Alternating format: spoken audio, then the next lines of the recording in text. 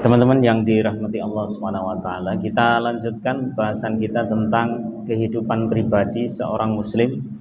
Kita sampai pada poin kedua dari subpoin akidah, yaitu menjauhi TBC. Dalam hal ini yang paling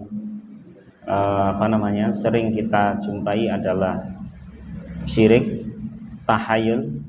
Tahayul tadi sudah kita sampaikan sedikit ya. Kemudian bid'ah. Nah, bid'ah ini juga mungkin perlu kita pahami ya teman-teman yang dirahmati Allah.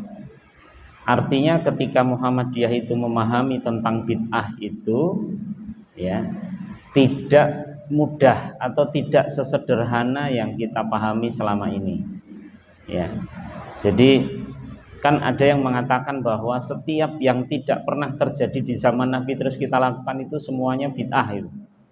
Ya tidak begitu, tidak mudah begitu. Artinya kita butuh pelajari tentang bid'ah. Ya. Jadi bid'ah, teman-teman yang dirahmati Allah, itu hanya terkait dengan ibadah mahdhah. Ya.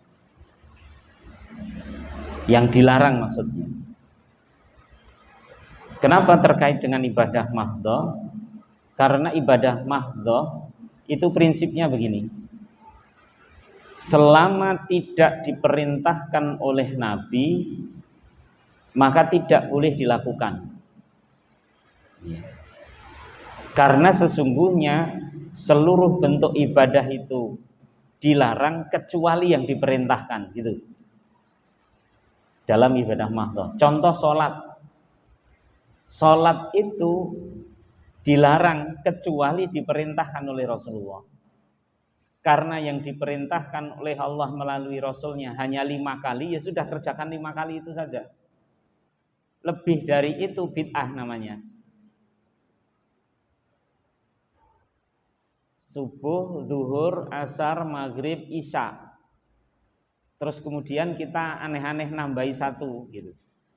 Kan jarak antara subuh dengan zuhur panjang, kok tengah-tengahnya nggak dikasih 1 lagi sholat gitu, dikasih lagi sholat, nggak boleh ya, karena Nabi tidak memerintahkan, tidak memberi contoh ya. Maka kalau dalam ibadah mahdhah prinsipnya selama itu tidak diberikan contoh oleh Rasulullah, tidak diperintahkan untuk dikerjakan oleh Rasulullah, maka tidak boleh dikerjakan. Kalau dikerjakan namanya bid'ah, walaupun itu kebaikan. Surat Al-Fatihah, kita membaca surat Al-Fatihah itu baik apa buruk? Baik. Tetapi ketika dibaca saat rukuk, boleh apa enggak? Enggak boleh. Imamnya Allahu Akbar pas rukuk itu, Alhamdulillahirabbil alamin pas rukuk, ya enggak boleh. Kenapa? Karena Nabi sudah menentukan kaifiyat tata cara sholat.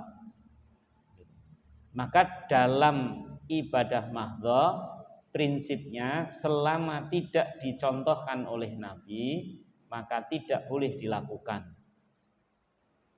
Tidak boleh menambah dan mengurangi, intinya itu. Tetapi dalam ibadah muamalah ya, beda. Selama tidak dilarang oleh Nabi, maka boleh dikerjakan gitu. Jangan dibalik ya. Dalam ibadah muamalah itu ya kehidupan kita sehari-hari, bertetangga, hubungan suami istri, hubungan ayah dan anak, ibu dan anak, sekolah, perdagangan, semua yang terkait dengan ibadah muamalah itu selama tidak dilarang oleh Nabi, maka boleh dikerjakan. Kalau ibadah mahdhah tadi selama tidak ada perintah dilarang dilakukan. Ibadah muamalah selama tidak dilarang maka boleh dikerjakan. Jadi ini terkait dengan bid'ah ya. Tolong bisa difahami dengan baik. Jadi sesuatu yang dulu di zaman Nabi tidak ada kemudian sekarang ada itu belum tentu bid'ah. Bid'ah dalam arti bid'ah dhalalah. Kalau arti bid'ah sendiri kan baru. Mic, kamera ini zaman Nabi nggak ada. Tapi karena ini tidak masuk dalam ibadah mahdhah, maka tidak apa-apa, karena tidak ada larangan. Selama tidak ada larangan, lakukan. Nah ini, jadi menjauhi tahayul bid'ah, sesuatu yang mengada-ada, itu khususnya ibadah muamalah, ibadah mahdhah, mohon maaf. Kemudian khurafat, ya, kepercayaan yang salah. Ya. Wah iki prenjake gancer, kayane arep ono tamu, itu tidak boleh. Sekarang itu sudah tidak ada kalau itu ya, sudah nggak ada. Antum sudah nggak paham kalau itu. Mudah-mudahan kita semuanya diselamatkan dari Allah, dari bahaya syirik, bahaya tahayul, bid'ah maupun khurafat. Teman-teman yang dirahmati Allah Subhanahu wa taala.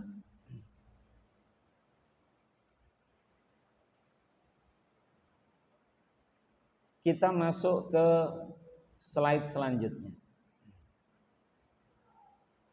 Kalau tadi kita berkait dengan kehidupan pribadi masalah akidah, yang kedua terkait dengan kehidupan pribadi tentang akhlak.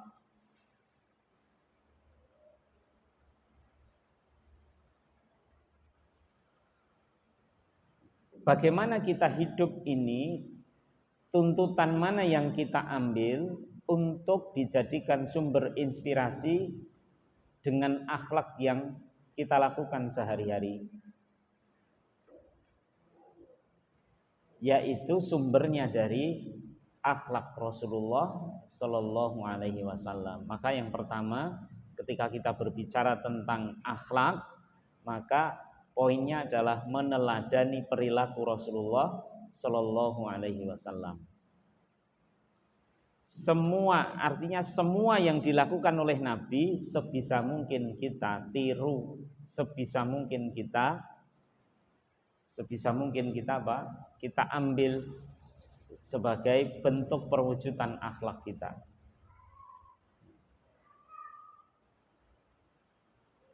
Teman-teman yang dirahmati Allah Subhanahu wa taala. Allah Subhanahu wa taala di dalam surat Al-Ahzab itu mengatakan begini, A'udzubillahi minasyaitonirrajim. Laqad kana lakum fi Rasulillahi uswatun hasanah liman kana yarjullaha wal yaumal akhir wa dzakarallaha katsira. Dalam surat Al-Ahzab itu Allah mengatakan pada kita, laqad kana lakum, layekti-kot teman-teman, lakum kanggo sira, fi Rasulillahi ing dalem diri pribadine Rasulullah sallallahu alaihi wasallam, uswatun hasanah, contoh yang baik. Jadi oleh Allah, Nabi yang disebut untuk dijadikan contoh yang baik di dalam Al-Quran itu cuma dua. Satu Rasulullah Muhammad SAW di surat Al-Ahzab ini. Ada satu lagi tapi saya ayatnya lupa. Allah mengatakan begini, qad kanat lakum fi Ibrahim uswatun hasanatun. Redaksinya agak sedikit berbeda dengan firman Allah yang memerintahkan kita meniru Rasulullah SAW ini. Kenapa tidak semuanya Nabi dijadikan suri toladan kita? Karena hanya beliau berdualah yang kemungkinan ketika kita ambil sebagai uswah hasanah itu yang bisa kita kejar, yang bisa kita tiru. Maka apapun yang dilakukan oleh Rasulullah itu menjadi sumber inspirasi kita untuk kita lakukan. Apapun itu, walaupun itu hanya dikerjakan oleh Rasulullah sekali atau dua kali, kalau kita pengen menirunya itu insya Allah menjadi pahala. Kenapa kok yang ditunjuk adalah Rasulullah Sallallahu Alaihi Wasallam, bukan Nabi yang lain?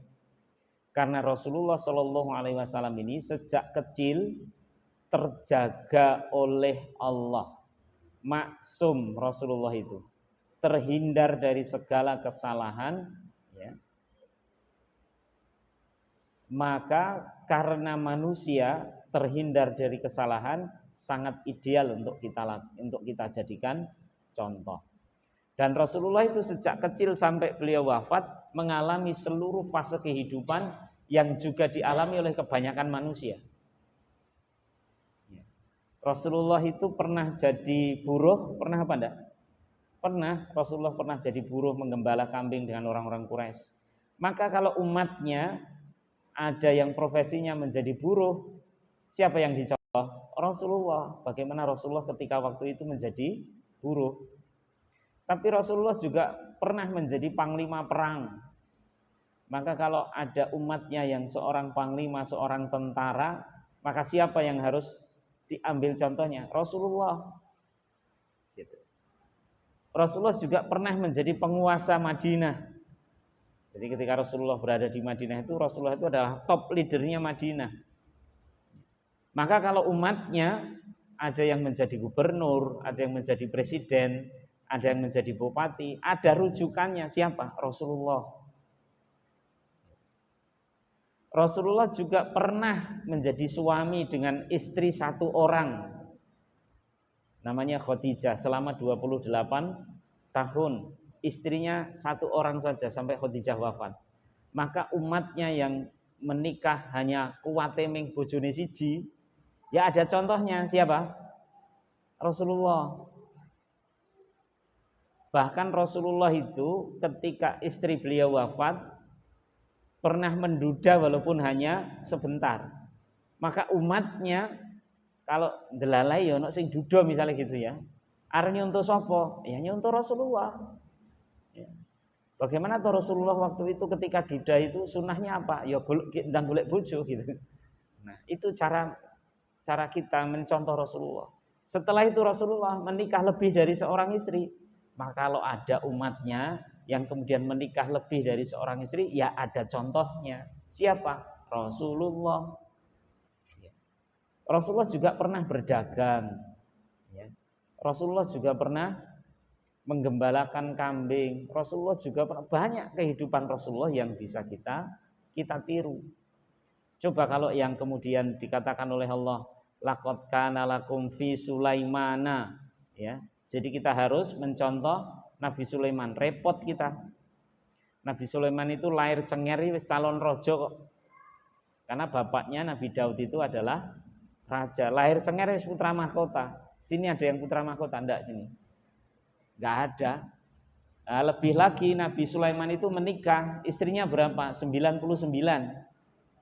Nah, apa enek sing wani? Enggak ada. Maka ketika Allah kemudian memerintahkan kita meneladani Rasulullah itu sudah pas, ya, sudah pas, cocok, ya, dengan kehidupan kita. Ya, maka ketika kita menjadi seorang anggota persyarikatan, kemudian kita belajar tentang bagaimana kehidupan secara pribadi menurut Islam dalam hal akhlak, ya tidak ada yang lain kecuali mencontoh Rasulullah Shallallahu Alaihi Wasallam. Apalagi Rasulullah juga pernah mengatakan innama bu'istu li utammima makarimal akhlak. Sesungguhnya aku diutus oleh Allah sesungguhnya untuk menyempurnakan akhlak yang mulia. Dan ini ada satu ayat oleh Allah yang mengatakan tentang Rasulullah, wa innaka walan inna sa'tamaneka sira Muhammad la'alla khuluqin adzim. Benar-benar duweni khuluqin adzim, akhlak yang azim, yang mulia, yang agung, yang pas ketika kita mau contoh Rasulullah Shallallahu Alaihi Wasallam. Baik, kita masuk ke slide berikutnya. Ketika kita menjadi seorang pribadi Muslim, kader Muhammadiyah, harus berakhlak. Akhlak yang kedua apa? Pertama tadi mencontoh Rasulullah, yang kedua biasakan kita ini memelihara dua sifat ini, tulus, ikhlas. Tulus itu tidak berharap dengan apa? Pengembalian, balasan, namanya tulus. Ikhlas hanya berharap untuk Allah saja. Wa ma umiru illa liya'budullaha mukhlishina lahuddin hunafa wa yuqimus sholata wa yu'tuz zakata wa dzalika dinul qayyimah.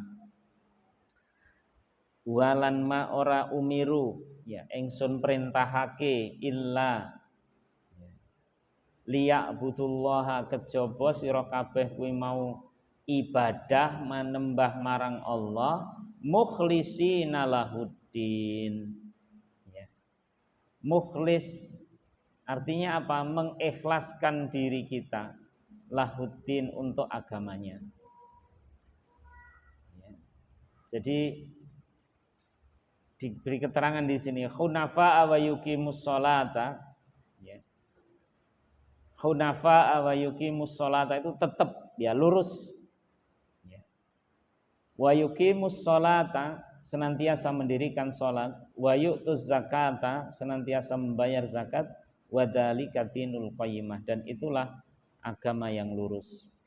Jadi teman-teman yang dirahmati Allah, Allah memerintahkan kepada kita ya, liya'budullaha ketika beribadah kepada Allah itu mukhlisina lahuddin dengan cara yang ikhlas. Ikhlas itu sekali lagi di bulan baleni namanya ikhlas itu adalah beribadah hanya semata-mata berharap kepada Allah. Berharap kepada Allah. Entah itu dipuji atau dipuji orang atau tidak, dihina orang atau tidak, kita semata-mata hanya niat kepada Allah, ikhlas kepada Allah dalam ibadah kita. Karena syarat diterimanya amal oleh Allah itu hanya ada dua sebenarnya. Satu, benar niatnya semata-mata karena Allah. Dua, benar caranya mengikut Rasulullah Shallallahu Alaihi Wasallam. Dan niat yang benar ya, itu bisa mengkapitalisasi pahala. Amal yang seharusnya itu hanya remeh-temeh, tetapi ketika kita niatkan dengan niat yang besar karena Allah, maka amal yang awalnya remeh-temeh itu bisa menjadi gelombang pahala yang luar biasa. Kalau kita semata-mata lakukan hanya karena Allah. Ini contohnya sudah berkali-kali, tadi juga saya kasihkan contoh tadi ya. Misalkan kita ibadah ya, dan seterusnya, berharap menjadi kaya, berharap menjadi murah rezeki dan seterusnya. Tidak. Ibadah kita semata-mata hanya untuk Allah saja ya. Karena kalau sampai salah kita beramal, berniat kita tidak kepada Allah, maka itu akan menghapus seluruh pahala yang diberikan oleh Allah Subhanahu wa taala. Teman-teman yang dirahmati Allah Subhanahu wa taala, berbicara tentang ikhlas di sini memang agak sulit ya. Jadi begini. Kalau ada orang ya tidak melakukan kebaikan karena takut tidak ikhlas, misalkan takut riak begitu, maka itulah yang ketidakikhlasan itu ya di situ itu. Gini, misalkan gini, antum dengan masjid jaraknya rumah itu agak jauh ya, misalkan 500 meter. Ya 500 meter. Kemudian ada azan, dengar sebenarnya, tapi kita tidak datang ke masjid. Ketika ditanya, kok kamu tidak datang ke masjid? Karena siang-siang kok mas. Lah nek siang-siang ngopo? Nanti saya kan jalan itu dari rumahku sampai ke masjid, kan banyak orang lihat tuh. Saya takut riak katanya. Jadi dia takut riak karena berjalan antara rumah ke masjid itu dilihat orang, maka dia tidak jadi ke masjid. Ketakutan untuk menghindarkan dari riak, kemudian dia tidak jadi beramal soleh, itu namanya riak juga. Jadi jalan ke masjid ben ditonton wong kuwi ya riak, tidak jadi jalan ke masjid takut nek ditonton wong kuwi ya riak. Lah terus yang benar gimana mas? Yang benar ya tetap kita jalan ke masjid tanpa menggubris dilihat orang atau tidak. Dilihat yo karepmu, orang mbok lonton yo karepmu. Sing penting aku neng masjid lillahi ta'ala. Itu namanya ikhlas itu begitu. Kalau kita melakukan hanya pengen dilihat namanya juga riya. Kalau tidak melakukan karena takut dilihat itu juga riya namanya. Ya tak baleni itu. Nah, maka kita kembali ke sini. Entah kata orang apa, dilihat orang apa tidak, yang penting saya hanya berharap kepada Allah semata. Tanpa itu insya Allah tidak berpahala. Ya. Bisa dipahami ya? Bisa dipahami. Ya, mudah-mudahan bisa dipahami. Lanjut. Ini masih terkait dengan bab akhlak. Bagaimana pribadi kader-kader Muhammadiyah ya, terkait dengan bagaimana menjaga akhlak mulia dan anti KKN. Ya. Ini di PHIWM ditulis memang begini nih ya. Setiap kader Muhammadiyah dituntut untuk menunjukkan akhlak yang mulia, akhlakul karimah, sehingga disukai, diteladani dan menjauhkan diri dari akhlak yang tercela, ya. Akhlak madmumah yang membuat dibenci dan dijauhi oleh sesama. Jadi kenapa kita harus memiliki akhlak yang mulia? Maka tujuannya agar kita ini dekat dengan manusia. Orang itu kalau baik, maka orang lain akan mendekat. Kalau sudah mendekat, mudah untuk didakwahi, mudah untuk diajak kepada kebaikan.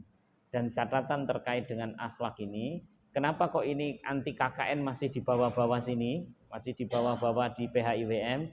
Karena yang perlu antum tahu bahwa PHIWM ini ya diputuskan, disusun di Muktamar Jakarta tahun 2000.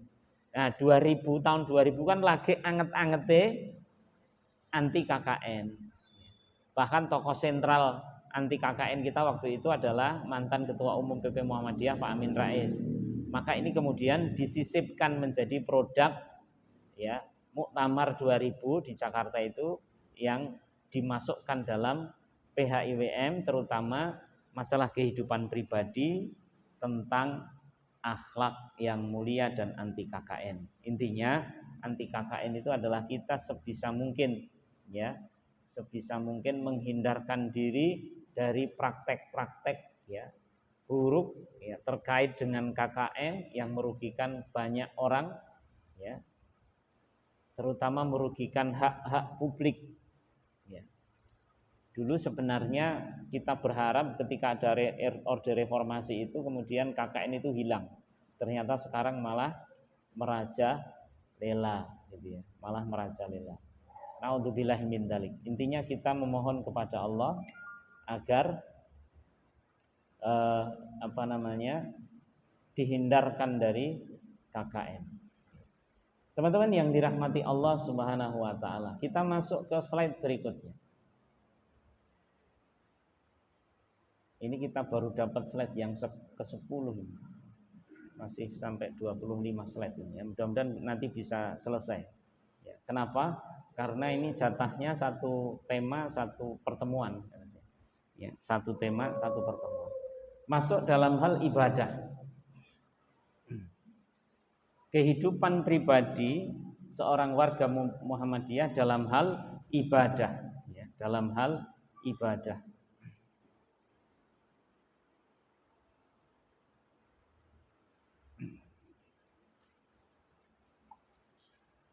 Yang pertama membentuk pribadi muttaqin. Dengan ibadah itu diharapkan ya setiap pribadi itu terbentuk pribadi muttaqin. Ya.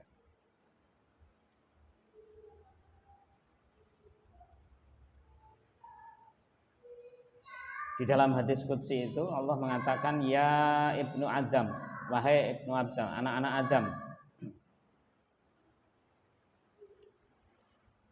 Tafarruq li ibadati, ya beribadahlah sepenuh kepadaku.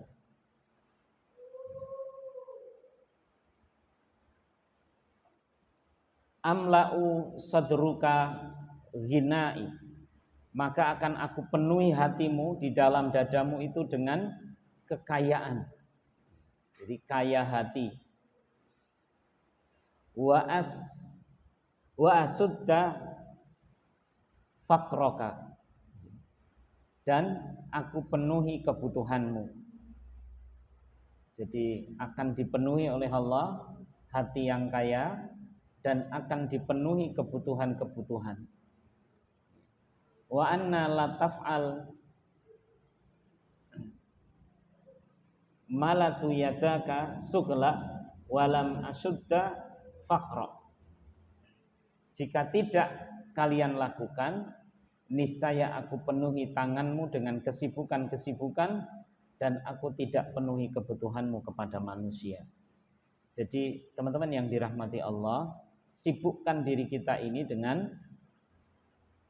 ibadah kepada Allah. Kalau tidak disibukkan, maka Allah akan menyibukkan dengan yang lain.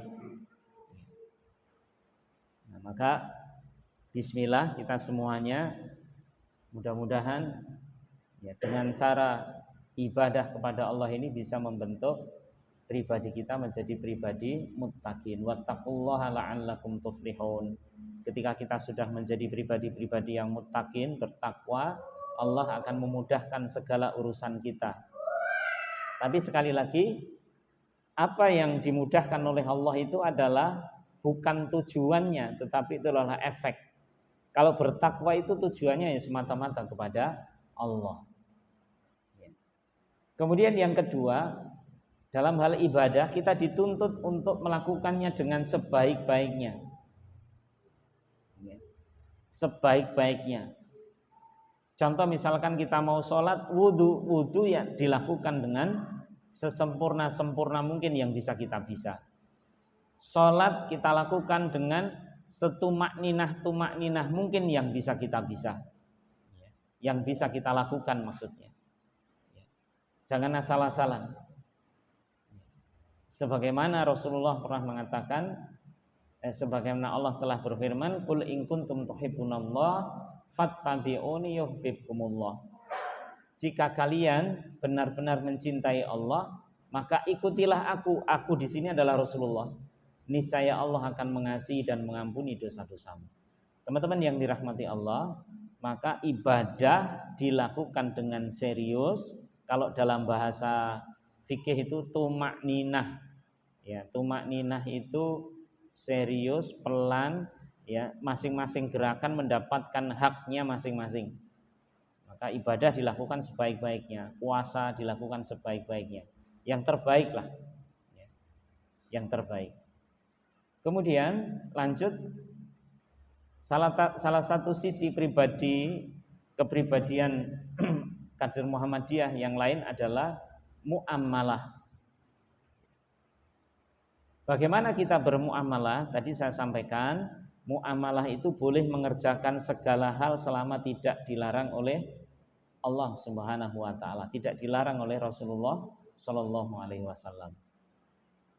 Dalam hal bermuamalah ini, poin yang pertama, kita sebagai manusia harus sadar posisi kita sebagai seorang abdun, sebagai seorang hamba Tuhan, hamba Allah. Wa id qala rabbuka lil malaikati inni ja'ilun fil ardi khalifah. Ya, khalifah itu wakil Allah di muka bumi. Artinya sebagai utusan-utusan, pembantu-pembantu yang kemana-mana direh oleh Allah Subhanahu wa taala.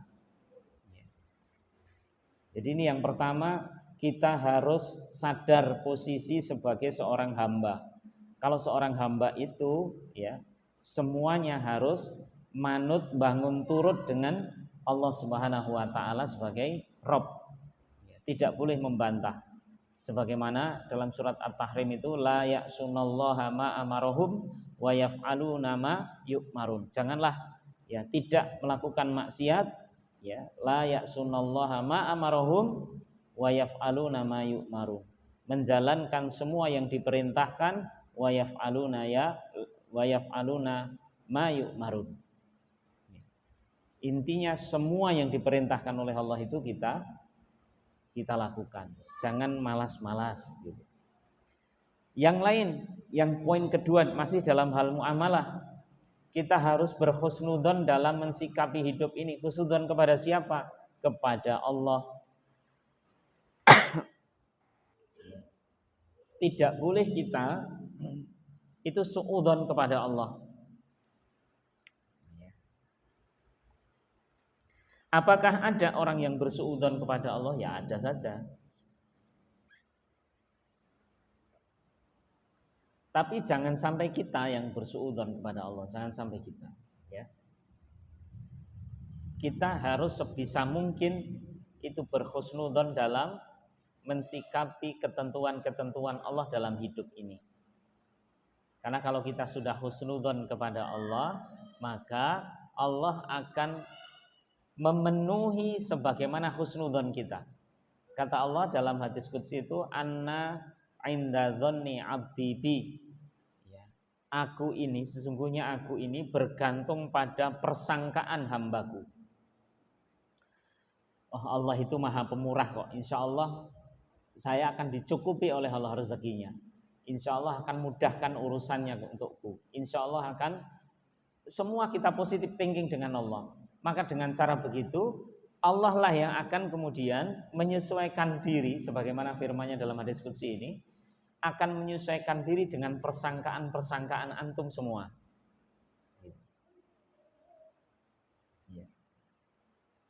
Jadi ketika kita berprasangka baik kepada Allah, maka persangkaan kita itu akan diwujudkan oleh Allah Subhanahu wa taala. Misalkan ya, insya Allah lah Allah itu maha pemurah kok. Allah itu maha memberi kok. Pasti akan memudahkan urusan kita. Udah, kita yakin insya Allah Allah akan memudahkan urusan-urusan kita. Lanjut, dalam hal mengambil satu keputusan di dalam atau ketika kita menjadi kader Muhammadiyah, ada 3 cara berpikir kita. Ada 3 cara berpikir kita. Yang pertama namanya bayani, yang kedua burhani, yang ketiga irfani. Bayani itu pendekatan tekstual, menggunakan dalil-dalil Quran, Sunnah, dan yang lainnya. Jadi kalau kita ada masalah, maka rujukannya yang pertama kepada Quran dan Sunnah, ini secara bayani. Kemudian yang kedua, Muhammadiyah pendekatannya dalam mengatasi sebuah persoalan itu dengan burhani, pendekatan fakta dan rasio. Ini artinya dengan ilmu, ya, yang sesuai dengan masalahnya itu. Misalkan halal haram, pendekatan Muhammadiyah itu tidak hanya semata-mata di dalil Quran dan Sunnah, tapi dihadirkan ahlinya.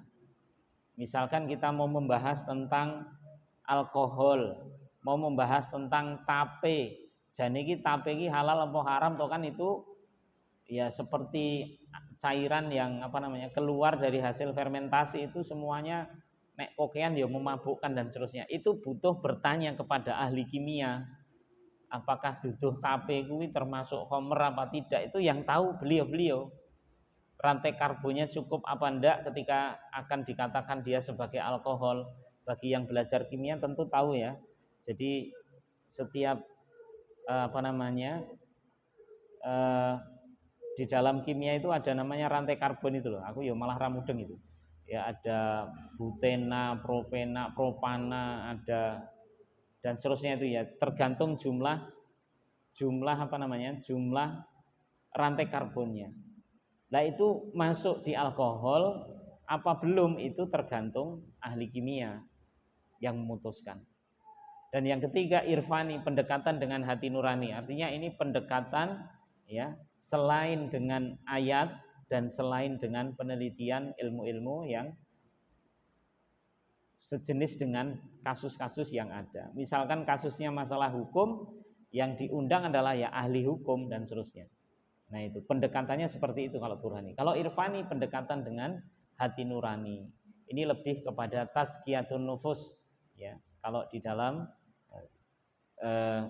ilmu jiwa atau pembersih jiwa, tazkiyatun nafs, seperti itu. Jadi teman-teman yang dirahmati Allah, maka setiap kali ada persoalan ya, maka ketika kita akan menyelesaikan persoalan itu di dalam Muhammadiyah itu ada 3 cara pendekatan ya. Pertama bayani, diambilkan dari nas-nas Quran dan Sunnah. Yang kedua dengan burhani, pendekatan-pendekatan ilmu ya atau fakta ya. Dan kemudian yang ketiga irfani, dengan pendekatan rasa hati nurani. Nek ngene iki piye jane gitu, rasanya bagaimana. Nah itu.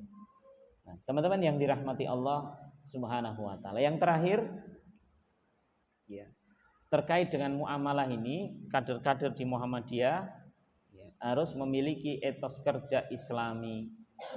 Ya, bagaimana etos kerja Islami itu? Ya, kerja keras, disiplin, tidak menyia-nyiakan waktu, berusaha semaksimal mungkin atau optimal untuk mencapai tujuan. Jadi kalau dalam bahasa-bahasa yang lain itu tertata setiap urusannya, ya, tertata setiap urusannya, ora amburadul. Ya. Kemudian terjaga setiap waktunya, terjaga setiap waktunya, tertata rapi setiap urusannya, terjaga setiap waktunya. Sehingga tidak banyak urusan-urusan kita yang kemudian tidak selesai, tidak banyak waktu yang kita buang-buang, maka semua yang kita lakukan itu akan optimal. Waktu yang kita miliki optimal, ilmu yang kita miliki optimal, ya. Nah, sekali lagi kita harus memiliki etos kerja yang maksimal, yang Islami itu yang maksimal. Sebagaimana Rasulullah SAW itu senantiasa memotivasi para sahabatnya itu untuk senantiasa bekerja. Ya. Maka Rasulullah itu membandingkan orang yang berzikir di masjid, gitu ya, dengan orang yang bekerja berkeringat-keringat, berpeluh-peluh dari kerjanya itu bercapek-capek. Maka setiap keringat yang menetes itu menjadi penghapus dosanya. Rasa nganggo dikir-dikir neng masjid ndak usah. Pokoknya kalau kerja keras, ya. Kerja keras, bu hasil apa ora? Ya, hasil itu kan tadi adalah hak prerogatif Allah. Yang penting kita sudah bekerja secara maksimal, ya. Maka setiap kelelahan kita itu menjadi penghapus dosa kita. Jadi mari ya, kita mencoba untuk belajar menata diri kita terkait dengan pekerjaan ini menjadi lebih efektif. Jangan pernah kita kemudian berputus asa ketika kita mendapati pekerjaan-pekerjaan yang sulit, karena sesungguhnya kesulitan itu nanti insya Allah akan mendatangkan kemudahan di setiap stepnya, di setiap masanya. Teman-teman yang dirahmati Allah Subhanahu wa taala, intinya ya kita diminta untuk bekerja dan semuanya dipasrahkan kepada Allah Subhanahu wa taala dengan nama tawakal. Tadi di depan sudah saya sampaikan. Ini untuk poin yang pertama, hidup ya dalam kehidupan pribadi seorang kader Muhammadiyah, ya, mulai dari akidah, akhlak, ibadah dan muamalah. Semuanya mudah-mudahan bisa kita penuhi ya, sehingga kita menjadi pribadi-pribadi yang apa? Insan-insan kamil, pribadi-pribadi yang sempurna, pribadi-pribadi yang memiliki akhlak yang baik, ibadah kita juga baik, ya, muamalah kita juga baik, ya. Akidah, akhlak, ibadah dan muamalah itu kalau semuanya terkumpul menjadi satu, ya insya Allah itu yang diharapkan kita semuanya. Pokoknya nek wong wis apik-apik, sok ben masyarakat itu tetap apik. Itu inilah yang kita harapkan. Mudah-mudahan bisa difahami, ya, bisa difahami. Mudah-mudahan gini. Antum tidak bosan karena memang mempelajari PHIWM itu lebih banyak seriusnya ya daripada kita berpikir santainya. Ini memang saya sampaikan di depan kan dulu ketika pembukaan itu. Ini isinya itu balungan-balungan semua dan ini penting semua. Ya, maka kita berharap antum semua nanti tidak bosan sampai nanti pertemuan terakhir. Ya, itu mudah-mudahan apa yang kita lakukan ini berbuah baik untuk diri kita dan bernilai pahala di akhirat nanti. Saya kembalikan waktunya kepada MC. Dari saya cukupkan sekian. Sebelum ditutup barangkali ada pertanyaan? Ya. Barangkali ada pertanyaan? Monggo. Nggih. Oh, satu penanya. Monggo, barangkali ada yang bertanya, satu penanya. Kata Mas Chandra. Tidak ada. Wis dianggap mudeng kabeh ya. Karena kalau ceramah itu cuma ada dua kemungkinan, nek kon takon ra nenek sing takon itu. Ya, kemungkinannya blas ra mudeng wit awal ya, sehingga bingung ki arep takon apa ora mudeng gitu kan. Atau mudeng gitu. Atau wis mudeng sehingga tidak perlu ditanyakan gitu.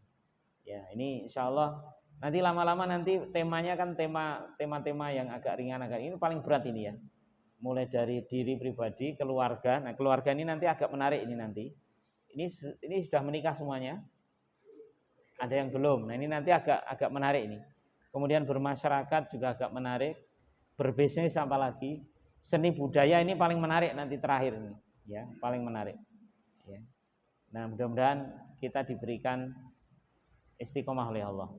Baik, kalau tidak ada yang bertanya, waktu kita kembalikan kepada Mas Chandra. Assalamualaikum warahmatullahi wabarakatuh.